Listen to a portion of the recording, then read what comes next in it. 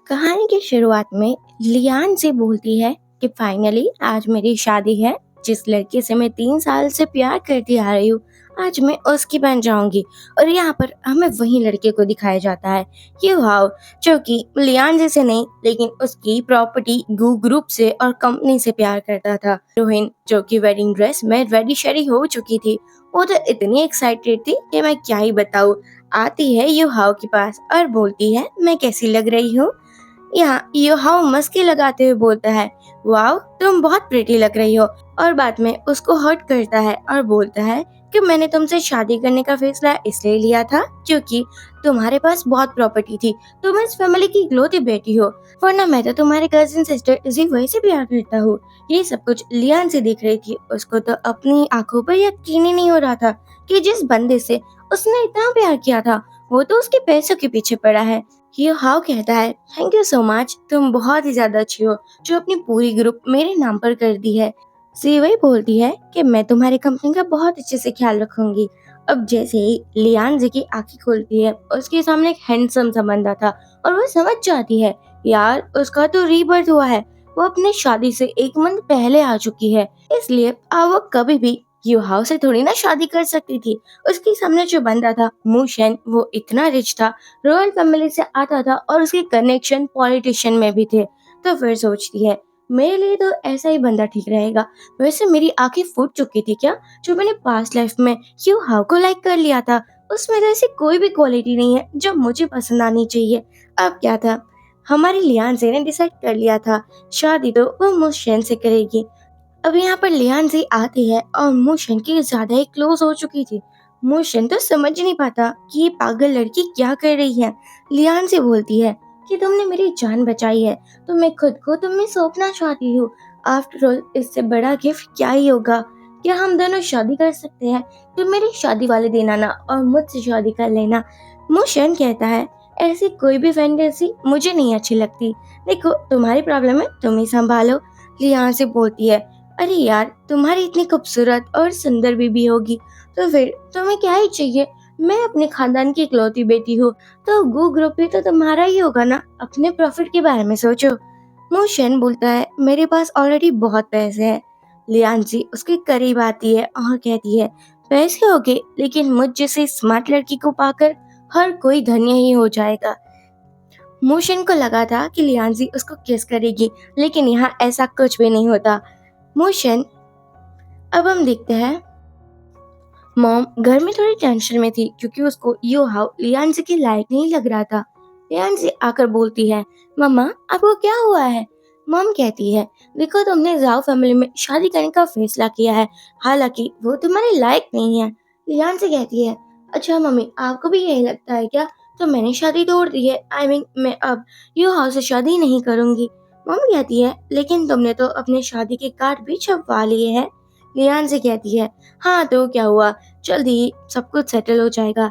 यहाँ हम देखते हैं मोशन अपने एक फ्रेंड के पास आता है और बोलता है कि इन सभी लड़कियों को भगाओ यहाँ से।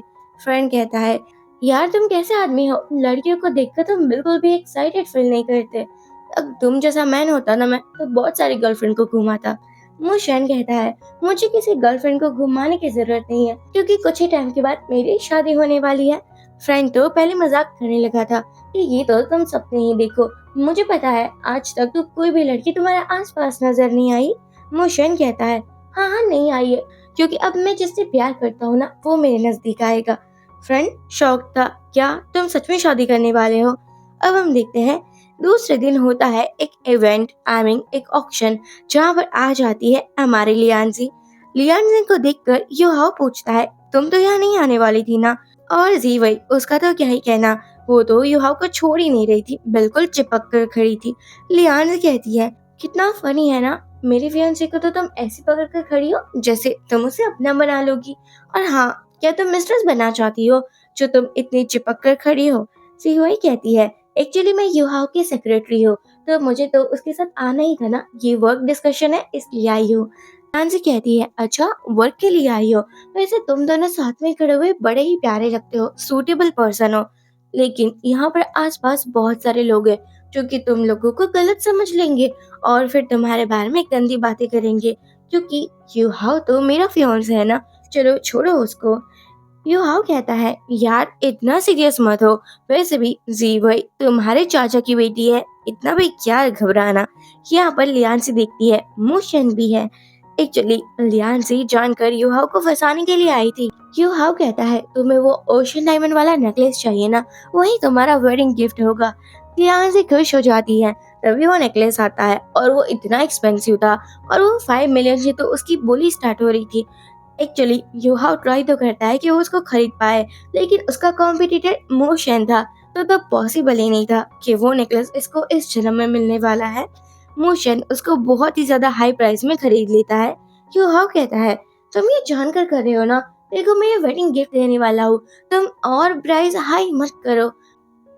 मोशन कहता है मुझे नहीं लगता कि तुम्हारी इतनी हैसियत है कि तुम इस नेकलेस को खरीद पाओगे। फाइनली मोशन को नेकलेस मिल चुका था और वो लियांसी को देते हुए कहता है तुम्हें ये चाहिए था ना, एज अ वेडिंग गिफ्ट मैं तुम्हें देता हूँ। यू हाँ कहता है ये मेरी वाइफ है, तुम इसको क्यों कुछ दोगे।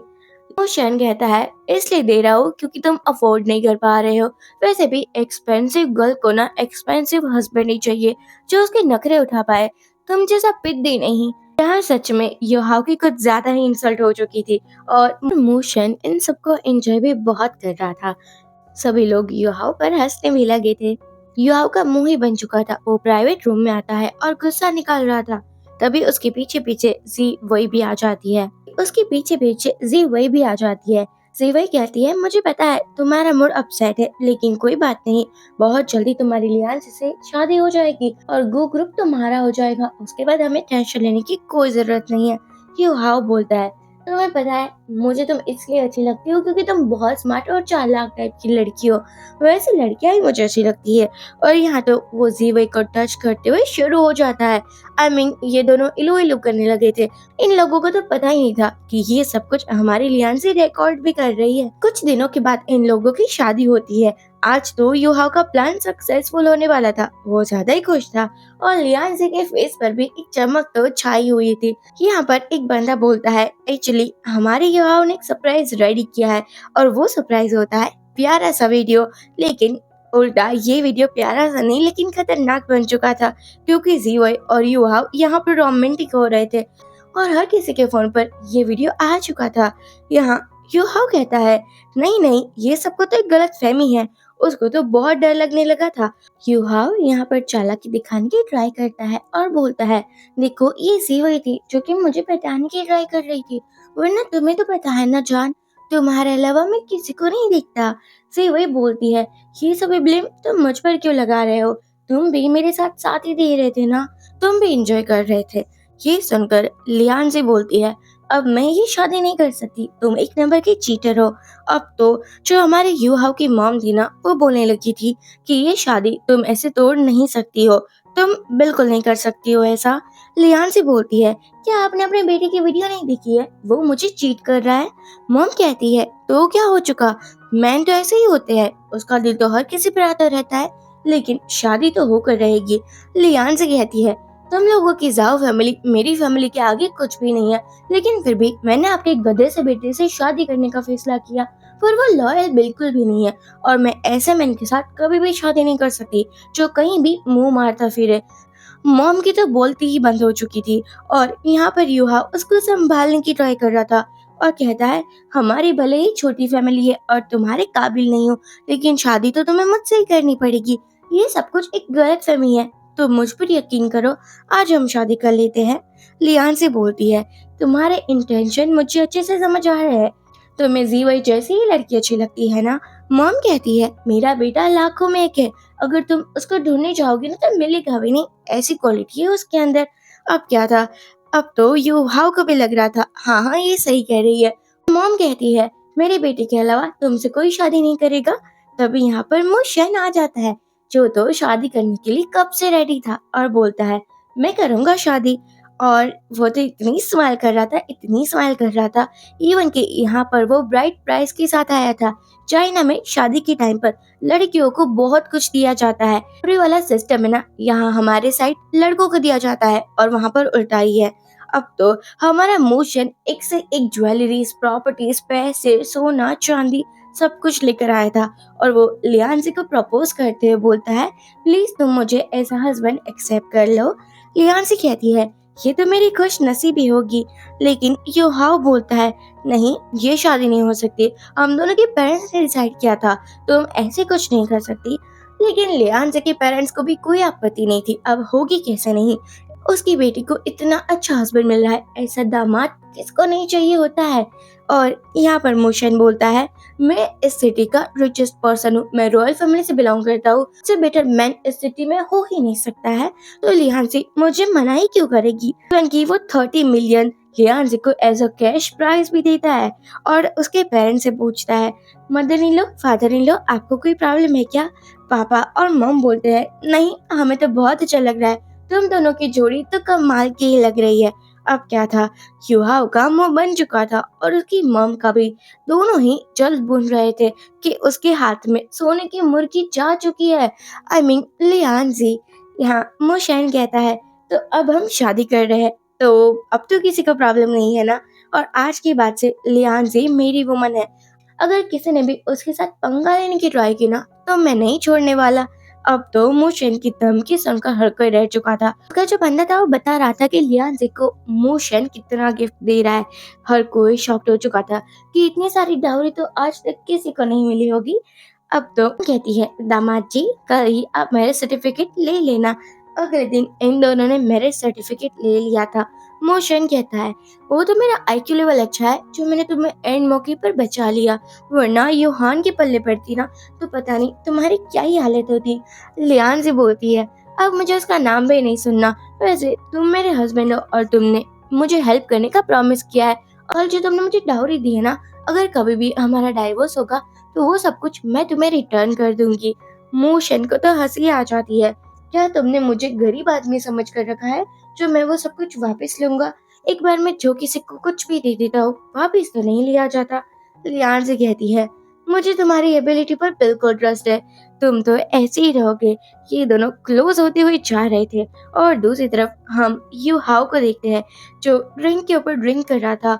उसकी मम समझा रही थी, कोई बात नहीं, तुम अभी भी लियांजी पर ट्राई तो मार ही सकते हो ना, क्योंकि वो तुम्हें 3 सालों से प्यार करती थी, इतनी आसानी से उसने तुम्हें भुलाया नहीं होगा। यहाँ पर आ जाते हैं जीवई और उसके पापा, जो जीवई को ताना मारते हुए बोलती है, इस लड़की की वजह से ये सब कुछ हुआ है। जीवई कहती है, आपका बेटा भी तो उस वीडियो पर था ना आंटी जी।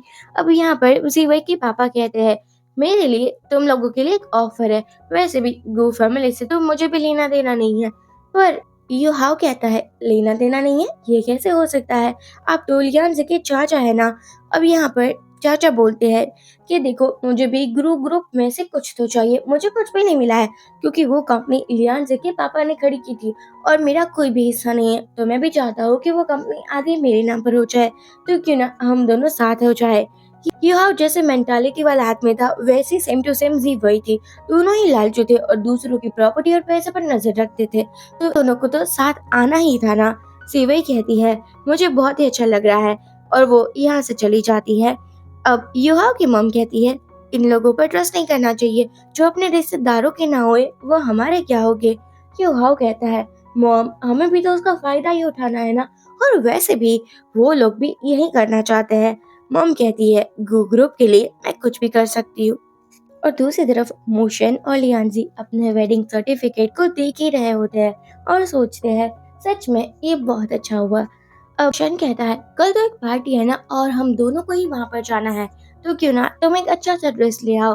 लियांजी कहती है, शॉपिंग के लिए मैं कभी ना नहीं कहूंगी, और अगली मॉर्निंग ही वो एक शॉप पर पहुंच जाती है जहाँ पर उसको एक ड्रेस बहुत अच्छा लग रहा था और वो उसको बाय भी कर लेती है। इसको पैक करो, मुझे ये चाहिए।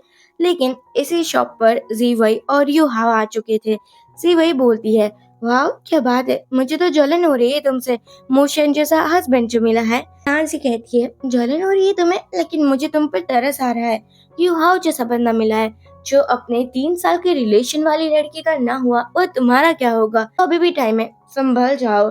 जीवई कहती है, मुझे यही ड्रेस चाहिए। वो एम्प्लॉय मना कर देती है, ये ड्रेस तो लियान से ने ले ली है। जीवई कहती है, क्या इसने पेमेंट किया है, नहीं ना, फिर ये ड्रेस मुझे ही चाहिए। वो एम्प्लॉय कहती है, लेकिन इसके पास हमारे शॉप का मेंबरशिप कार्ड होगा, क्या आपके पास है? सेवई कहती है हाँ ऑफ कोर्स है, मैं भी तो एक नोबल फैमिली से आती हूँ। और वो कार्ड देती है।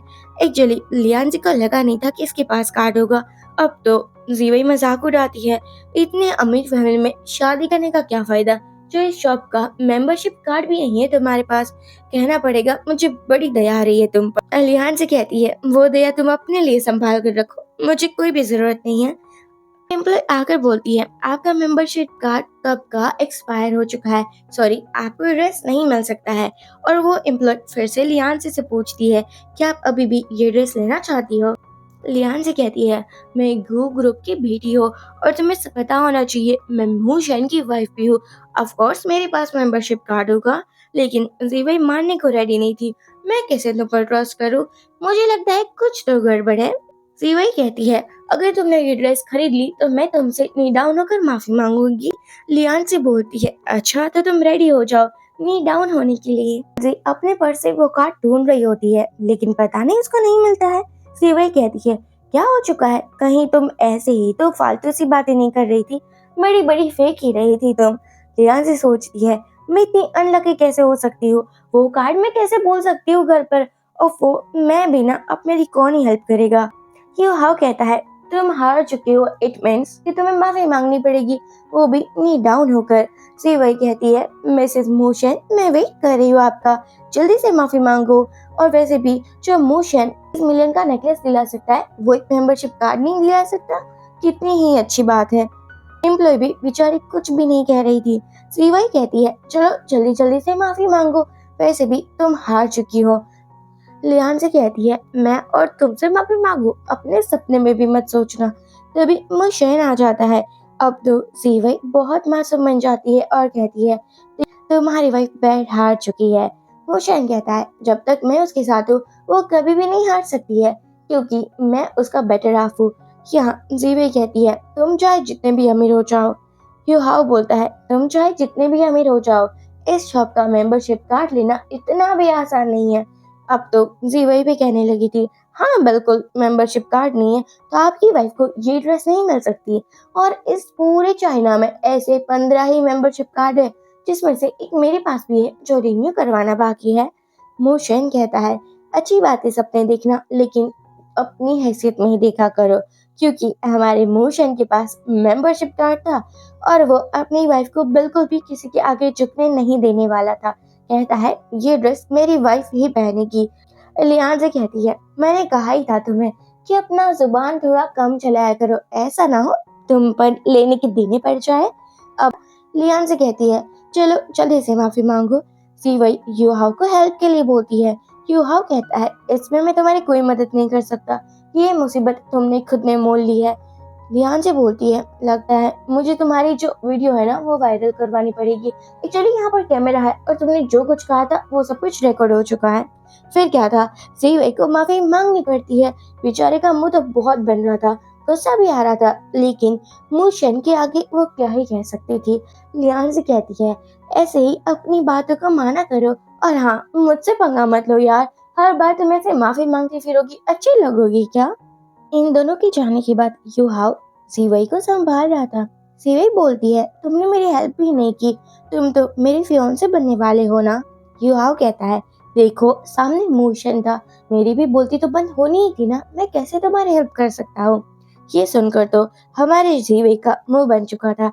ये दोनों घर आ चुके थे। लियान से बोलती है पता है आज तुम कितने हैंडसम लग रहे थे जब तुम मेरी साइड ले रहे थे। मोशन बोलता है अब मैं अपनी वाइफ के साथ नहीं लूंगा तो किसकी ही लूंगा। लियान से बोलती है कल जो इवेंट होने वाला है उस पर भी हमें जाना पड़ेगा, और वहाँ पर आई एम श्योर सीवई ऐसा कुछ करेगी जिससे मेरी इंसल्ट होगी। मोशन कहता है मैं तुम्हारी साइड में हूँ, फिर तुम्हें कोई भी टेंशन लेने की जरूरत नहीं है, वो दोनों तुम्हारा कुछ भी नहीं बिगाड़ पाएंगे। लियान जी तो प्यार से देखने लगी थी। अब यहाँ पर ये दोनों पहुंच चुके थे वही पार्टी में। हर कोई बात कर रहा था कि पता है लियांजी की शादी होने वाली थी, और मोशन जो किसी लड़की के सामने नहीं दिखता वो लियांजी के पीछे पागल हुआ पड़ा है। मोशन भी यहाँ सभी लोगों को देख रहा था। एक्चुअली मोशन को थोड़ा बहुत काम था, सभी बिजनेसमैन से बातें करनी थी, लेकिन इस बात का फायदा जीवई उठा लेती है। वो आकर बोलती है अब तो तुम मोशन की कंपनी की भी डायरेक्टर हो ना। लियान से कहती है, हाँ ऑफ कोर्स हो, लेकिन मुझे तुमसे एलर्जी है। मुझे लगता है पिछली बार जो तुम्हें सबक मिला था उससे तुम कुछ भी नहीं सीखी हो, जो अभी भी मुंह उठा के यहाँ पर आ चुकी हो। से वही कहती है, मैं तुम्हारी कजिन हूँ यार, थोड़ी तो तमीज से बात किया करो। लियान से मना कर देती है, तुमसे और तमीज से बात करो, बिल्कुल भी नहीं, ये बात तुम भूल ही जाओ। क्यों हाउ बोलता है, यार तुम्हारा ज्यादा हो रहा है, तुम्हें मोशन क्या मिल गया, तुम तो अपना एटीट्यूड बिल्कुल चेंज कर चुकी हो। सी वही कहता है, लेकिन मोशन तुम्हें लाइक नहीं करेगा, वो तो सिर्फ तुम्हारी बॉडी को लाइक करता है। आज तक वो किसी भी लड़की के आसपास भी नहीं भटका है, फिर वो तुम्हारे पास क्यों आएगा? कुछ तो रीजन होगा ना। अब हर कोई बातें करने लगा था। हाँ ये बात तो सही है, मोशन आज के पहले कभी किसी के साथ नहीं दिखा है। ऐसा क्या हो चुका जो कि उसने लियांसी से शादी कर ली है? लियांसी कहती है, तुम किसी की इंसल्ट नहीं कर सकते, क्योंकि हर कोई तुम्हारे जैसा नहीं होता गिरा हुआ, जो कि अपनी 3 साल की गर्लफ्रेंड को, जिसकी अपनी गर्लफ्रेंड जो कि 3 साल से रिलेशनशिप में थी, उसको चीट करे। ये सुनकर युहाव का मुंह बन जाता है। वो कहता है, ऐसा कुछ भी नहीं है, तुम मुझे गलत समझ रही हो। लियांसी कहती है, मैं तुम्हें सही समझ रही हूँ। देखो, तुम अगर यहाँ पे कोई तमाशा करना चाहते हो तो पहले अपनी गर्लफ्रेंड को देख लो, जिसको देखकर ही लग रहा है कि वो तुम्हारी भी नहीं होगी। ये सुनकर योहा को गुस्सा आ जाता है। वो कहता है, अपना मुंह बंद रखो, यहाँ कोई भी ट्रिक यूज नहीं कर सकती हो। मुशन आकर बोलता है, मेरी वाइफ से तुम चिल्लाकर बात करोगे? ऐसा तो आज तक मैंने भी नहीं किया है। वो उसकी पिटाई धुलाई दोनों ही कर लेता है। जीवई इतराते हुए बोलती है कि तुम इतने हैंडसम हो। वो उसको पटाने की ट्राई कर रही थी। मोशन बोलता है, मैं यू हाउ जैसा नहीं हूँ, मैं लॉयल बंदा हूँ। प्लीज मेरी वाइफ के सामने तो एटलीस्ट तुम मुझसे दूर ही, मेरी वाइफ के सामने, और अगर मेरी वाइफ नहीं भी होती तो भी तुम तो मुझसे दूर ही रहो। तुम लोगों के खानदान को तो मैं मुंह भी ना लगाऊं। अब तो यू हाउ माफी मांगने लगा था, और वो तो जीवई से बोलता है, सब कुछ तुम्हारी वजह से हो रहा है। तो जीवई से बोलता है, सब कुछ तुम्हारी वजह से हुआ है, और प्यार से बातें करते हुए माफी भी मांग लेता है, क्योंकि पता था मोशन के आगे कोई कुछ भी नहीं कह सकता। मोशन कहता है, हाय तुम कितने अच्छे लग रहे हो, ऐसे ही रहा करो ना। यहाँ से बोलती है, हाँ चलो यहाँ से, इन लोगों के साथ बातें भी नहीं करनी चाहिए। सेवे का मुंह बन चुका था और वो भी यहाँ से चली जाती है।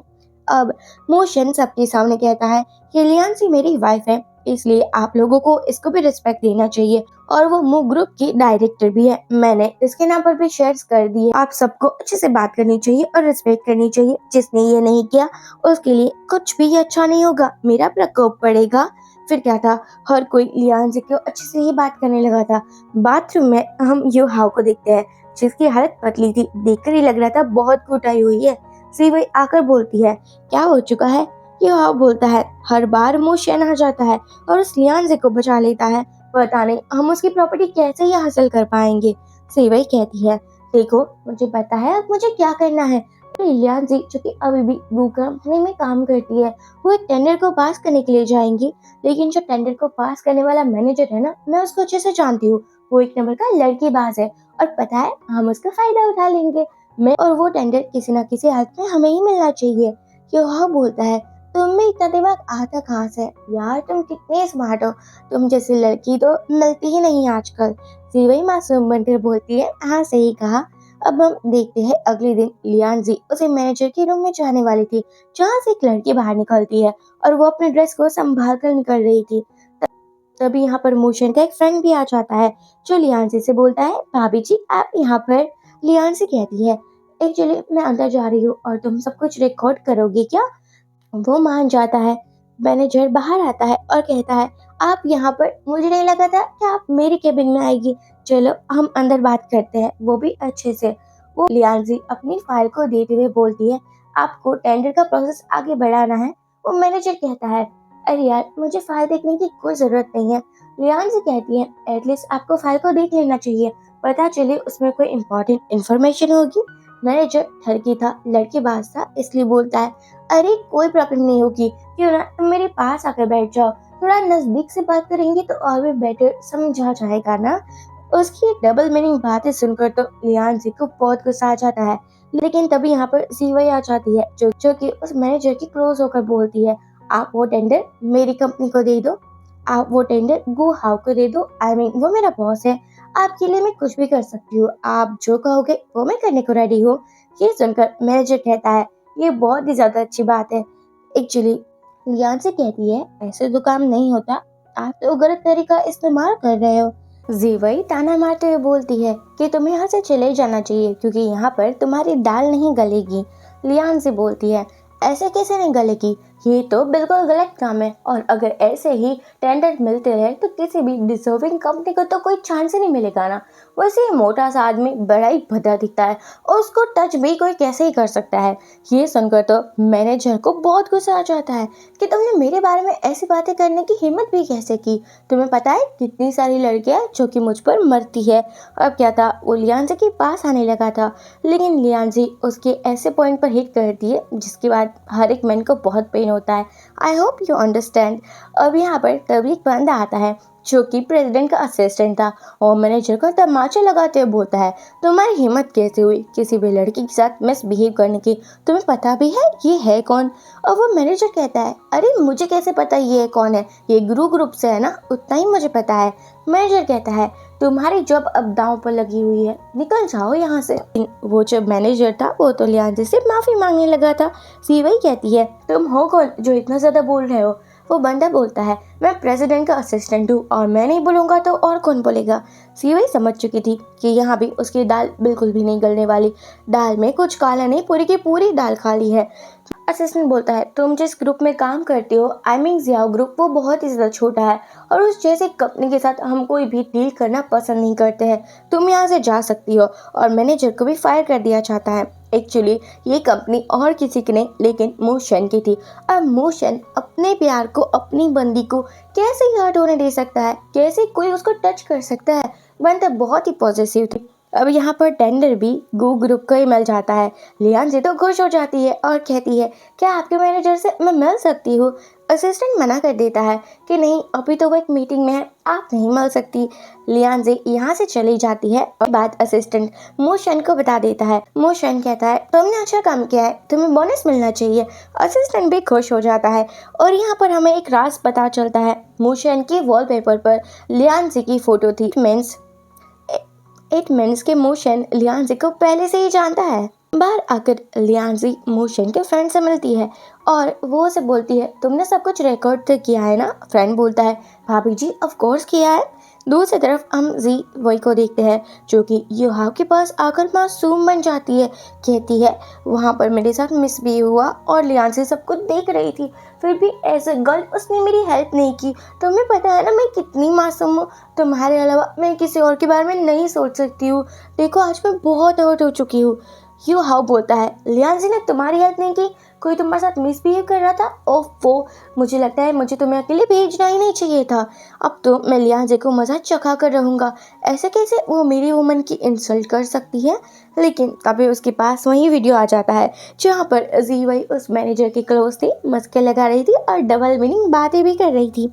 युहाव सोचता है कि देखो अभी तो तुम कुछ और ही बता रही थी और इस वीडियो में तो कुछ और ही दिखाया गया है।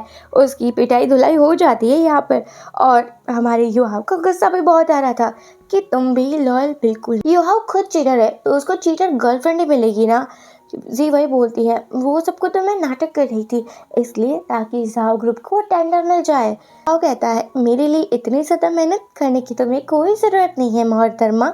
और अब तो यहाँ पर वो हंसने भी लगा था क्योंकि उसको लगा था यहाँ पर वो हंसने लगा था कि अब उसकी कंपनी को डूबने से कोई नहीं रोक सकता क्योंकि अगर ये टेंडर लियांजी को मिल चुका है फिर तो वो लोग गए काम से।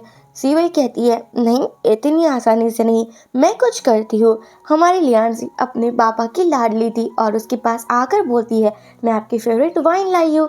पापा भी खुश हो जाते हैं और बोलते हैं जमाई राजा नहीं आए क्या। लियांजी कहती है अब वो पापा वो थोड़े बिजी रहते हैं, आ जाएंगे आपसे मिलने के लिए, आपके साथ एक डिनर भी करेंगे वो। पापा कहते हैं अब तुम यहाँ ना आओ वो चलेगा लेकिन जमाई राजा को भेज देना। लियांजी तो खुश हो रही थी कि उससे ज़्यादा भी रिस्पेक्ट मोशन की है, ये बात उसको अच्छी लग रही थी। तभी यहाँ पर आ जाते हैं लियांजी की चाचा जी और जीवई। चाचा जी बोलते हैं तुम जीवई को माफ़ कर दो, मुझे पता चला कि क्या हुआ है जब तुम टेंडर पास करवाने गई थी। लियाचा जी कहते हैं, देखो हम एक फैमिली है, अगर तुम हमें नहीं समझोगी तो और कौन ही हमें समझेगा।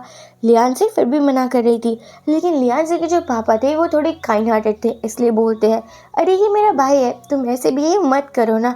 और ये तो घर घर की बात है, हमारे पापा भी अपने छोटे भाई की कितनी तारीफें करते फिरते हैं।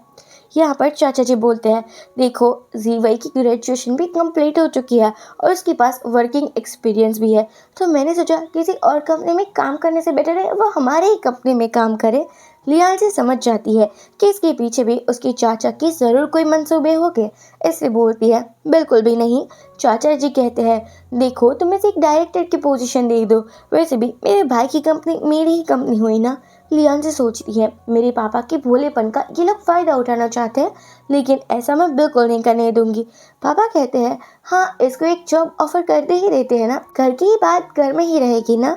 लियान से कहती है, हाँ चलो ठीक है, डायरेक्टर की पोजीशन तो नहीं, लेकिन उसको बॉटम लाइन से स्टार्ट करना होगा, ऐसे ही हम किसी को इतना ज़्यादा फेवर नहीं दे सकते हैं। चाचा जी खुश हो जाते हैं और बोलते हैं, जाओ अपनी सिस्टर को ग्रीन टी सर्व करो। यहाँ पर जीवन ग्रीन टी देने वाली थी, लेकिन वो कप गिरा देती है, तो उसके गाल पर एक तमाचा भी पड़ चुका था। लियान से बोलती है, तुमने ये टी पॉट कैसे गिरा दिया? पता है ये ग्रैंडपा ने मुझे गिफ्ट किया था और ये एशियन टाइम का था। अब तो चाचा जी बोलते हैं, सीवई को यहाँ पे माफ़ी मांगनी पड़ती है। पापा कहते हैं, कोई बात नहीं। लियान से कहती है, वो तो मैं अपने डेट की वजह से तुम दोनों को जाने दे रही हो, और हाँ मैं अपने डेट की वजह से ही तुम्हें जॉब पर रख रही हूँ, अगर कुछ भी गड़बड़ की तो तुरंत ही बाहर निकाल दी जाओगी। ये सुनकर चाचा जी थोड़े डर चुके थे, लियान जी इतनी स्ट्रांग बन चुकी थी। वो यहाँ से चले जाते हैं। लियान जी अपने पापा को समझाती है, आप ऐसे किसी की बातों पर कैसे ट्रस्ट कर सकते हो पापा, ऐसा ना किया करो, ये बिल्कुल भी अच्छी बात नहीं है। पापा कहते हैं, अरे वो मेरा भाई है, ऐसे ट्रस्ट ना करो। लियान जी सोचती है, सच में पापा का भी कुछ भी नहीं हो सकता, और कहती है, अच्छा हुआ मैं ग्रुप में हूँ, वरना तो क्या ही होता। अब कंपनी में अगले दिन दो लड़कियां बातें कर रही होती है। एक लड़की को लियांजी अच्छी लग रही थी, लेकिन दूसरी को ना उससे जेलसी हो रही थी, तो क्योंकि वो इस कंपनी की बेस्ट डिज़ाइनर थी, इसलिए उसको ऐसा लग रहा था चाहे वो कुछ भी कर ले, कोई उसका कुछ भी नहीं बिगाड़ पाएगा। लेकिन तभी लियांजी ने जो सुन लिया था, वो उस डिज़ाइनर को बोलती है कि लगता है तुम्हारी जुबान कुछ ज़्यादा ही चलती है, ऐसे ही हाथ भी चलाया करो मैडम। वो लड़की कहती है, तुम मुझे फायर नहीं कर सकती, मैं इस कंपनी की बेस्ट डिजाइनर हूँ। कहती है, हाँ बिल्कुल, तुम जैसी बेस्ट एम्प्लॉय को मैं कैसे निकाल सकती हूँ, लेकिन आज से 2 दिन तक तुम इस कंपनी में झाड़ू पोछा लगाओगी, तुम्हें पनिशमेंट तो मिलनी ही चाहिए, क्योंकि हायर अथॉरिटी के बारे में गलत बात कही है। वो लड़की यहाँ से मुंह बना के चली जाती है और बेचारी पोछा करते हुए गुस्सा निकाल रही थी। वही उसके पास आकर बोलती है, मुझे पता है तुम्हें लियांजी अच्छी नहीं लगती और मुझे भी नहीं लगती, दुश्मन का दुश्मन तो दोस्त होता है ना। हमारी जो लियांजी थी वो जल्दी घर आ जाती है, क्योंकि उसको मोशन के साथ टाइम स्पेंड करना था, बेचारी मूवी देख रही थी।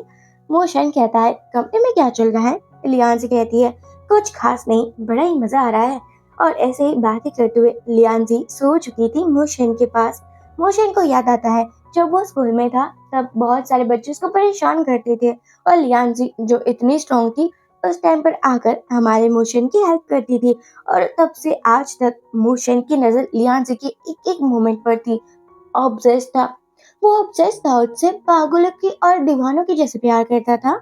हाँ, नेक्स्ट सीन में हमें दिखाया जाता है, लियांजी कंपटीशन में जाती है जहाँ पर उसको कॉन्ट्रैक्ट मिलने ही वाला था, जो कि एक अब्रॉड वाले डिजाइनर ग्रुप का था। लेकिन तभी यहाँ पर आ जाता है युवा और बोलता है, ये सभी डिजाइन तो मेरे हैं, तुमने कॉपी किया है।